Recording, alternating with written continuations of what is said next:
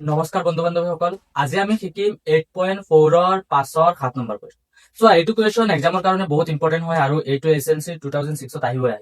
সেইকাৰণে এইটো পুৰা তোমালোকে শিকিব লাগিব। চোৱা, এইটো কুৱেশ্যনত দিয়া আছে sin θ - 2 sin cube θ by 2 cos cube θ minus cos θ equal to tan θ। ঠিক আছে, তো এইটোক আমি কি কৰিব লাগিব? এইটোক আমি এনেকুৱা কৰিব লাগিব যাতে এই যিটো sin by cos বা sin by cos আছে, sin cos আছে মানে টাৰ্মবোৰ, সেইবোৰক আমি টেনলৈ কনভাৰ্ট কৰিব লাগিব।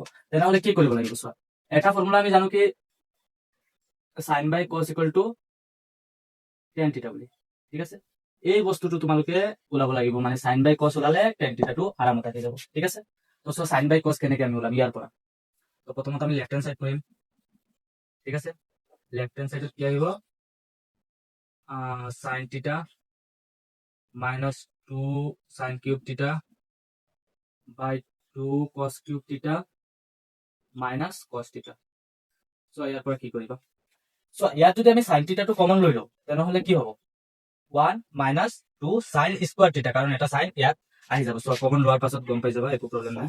যেনেকৈ আমি sin θ কমন ললো, তো ইয়াত আছে নেকি আৰু একো নাই, মানে 1 আছে। 1 মাইনাস ইয়াৰ পৰা sin θ এটা আহি গ'ল, থাকিল কিমান? দুটা, 2 sin স্কোয়ার θ।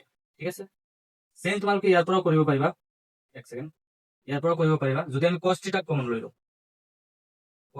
cos θ যদি আমি কমন লৈ লওঁ তেনেহলে কি লাগিব? 2 তো আছে, তিনিটা cos আছে, এটা আহি গ'ল, কিমানটা থাকিব? দুটা, cos square θ minus cos θ already আহি গ'ল, 1 হৈ যাব।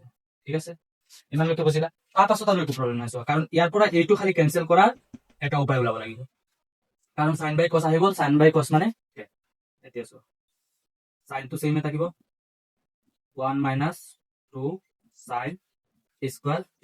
ঠিক আছে, cos θ সেম থাকিব, কাৰণ এই দুটা হলেহে আমাৰ tan ওলাব। সেইকাৰণে আমি এনেকুৱা এইটো কিবা কৰিব লাগিব যাতে এনেকুৱা হৈ যায় আৰু দুইটাক আমি কেনসেল কৰি দিওঁ। চোৱা, ইয়াত যদি ইয়াত cos স্কোয়াৰ θ আছে, এটা ফৰ্মুলা সবে জানা, sin square θ plus cos square θ equal to কি হয়?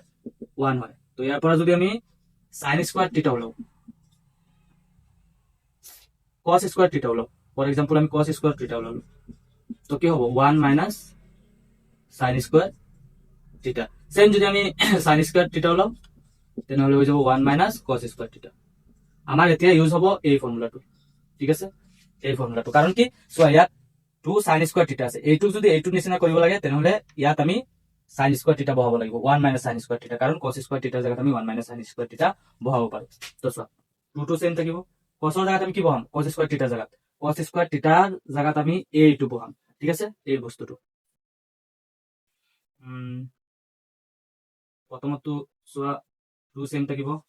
ঠিক আছে, cos স্কোয়ার θ জায়গাত 1 মাইনাস sin স্কোয়ার θ। ঠিক আছে, এইটো আমি ডাবল ব্র্যাকেট বুলি দিব পাৰো, sin স্কোয়াৰ θ, আৰু পাছত কি আছে? মাইনাস 1 আছে। হ'ল, ইমানলৈকে তো বুজিছা? এতিয়া চোৱা, হ'ল, এতিয়া চোৱা, sin θ টো ৰাখিম। ঠিক আছে, 1 মাইনাস 2 sin স্কোয়াৰ θ, আৰু ইয়াত থাকিব cos θ। 2 into 1 কিমান হ'ব? 2 মাইনাস 2 into sin θ, মাইনাস কি হ'ব? কাৰণ ইয়াৰ আগত প্লাসে মাইনাসে মাইনাস 2 যদি আমি sin স্কোয়াৰ θ লগত ইনটু কৰো তেনেহলে 2 sin স্কোয়াৰ θ। ঠিক আছে, 2 sin স্কোয়াৰ θ। তাৰ পাছত আহিব আমাৰ, তাৰ পাছত কি আছে? তাৰ পাছত আছে আমাৰ মাইনাস 1। ঠিক আছে, এতিয়া বস্তুটো চোৱা, এতিয়া সাইডত কৰিম বাৰু বুজাৰ কাৰণে। এই ফৰ্মুলা কেইটা তো তোমালোকে অলৰেডি জানাই, আৰু কি কম ইয়াৰ বিষয়ে। বস্তুটো চোৱা, ইয়াত আছে +2, ইয়াত আছে -1, হয় নে নহয়? যদি +2 আৰু -1 হয় তেনেহলে কিমান থাকিব? +1 থাকিব।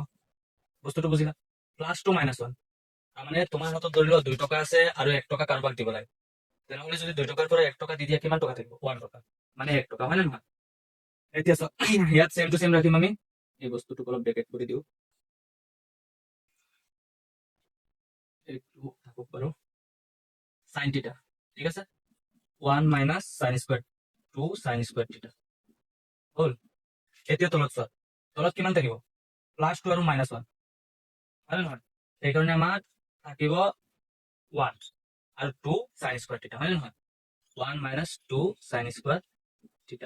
এই লাইনটো অলপ ভালকে বুজিব লাগিব। ঠিক আছে, এই লাইনটো চোৱা, +2 -1, তাৰমানে তোমাৰ হাতত 1 থাকিব প্লাছ 2 মাইনাছ 1 হয় নহয় তাৰমানে তোমাৰ হাতত কিমান থাকিব 1 থাকিব এই বস্তুটো ভালকে বুজিবা খালি আৰু একো প্ৰব্লেম নাই ঠিক আছে এই বস্তুটো ভালকে বুজিবা প্লাছ 2 মাইনাছ 1 এতিয়া যদি তোমালোকে চোৱা বস্তুটো তেনেহলে এইটো আৰু এইটো হৈ গ'ল সেম ঠিক আছে তাৰমানে এইটো আমি কেনচেল কৰিব পাৰো আৰু লাষ্টত কি থাকিব আমাৰ হাতত sin থিটা বাই cos থিটা আৰু sin থিটা বাই cos থিটা মানে tan থিটা অল প্ৰুফ ঠিক আছে প্ৰুফ হ'ল এতিয়া চোৱা বুজাৰ লাইন কোনকেইটা প্ৰথমে তোমালোকে মনত ৰাখিব লাগিব যে ইয়াতো sin থিটা আছে ইয়াতো sin থিটা আছে তাৰমানে আমি sin থিটা কমন ল'ব পাৰো ইয়াতো cos থিটা আছে ইয়াতো cos থিটা আছে তাৰমানে আমি cos থিটা কমন ল'ব পাৰো ঠিক আছে প্ৰথম কথা হ'ল এইটো যদি আমি sin থিটা কমন লৈ লওঁ তেনেহলে ইয়াত একো নাথাকিব থাকিব 1 আৰু ইয়াত 2 থাকিব আৰু এটা sin থিটা ইয়াত আহিব তাৰমানে ইয়াত sin স্কয়াৰ থিটা বুলি থাকিব সেম এনেকুৱাই কৰিবা আৰু লাষ্টত আহি এই লাইনটো অলপ চাই ল'বা যে আমি খালি কি কৰিছো আমি cos স্কয়াৰ থিটাৰ জায়গাত 1 মাইনাস sin স্কয়াৰ থিটা বহাইছো কাৰণ এইটো ফৰ্মুলাত দিয়া আছে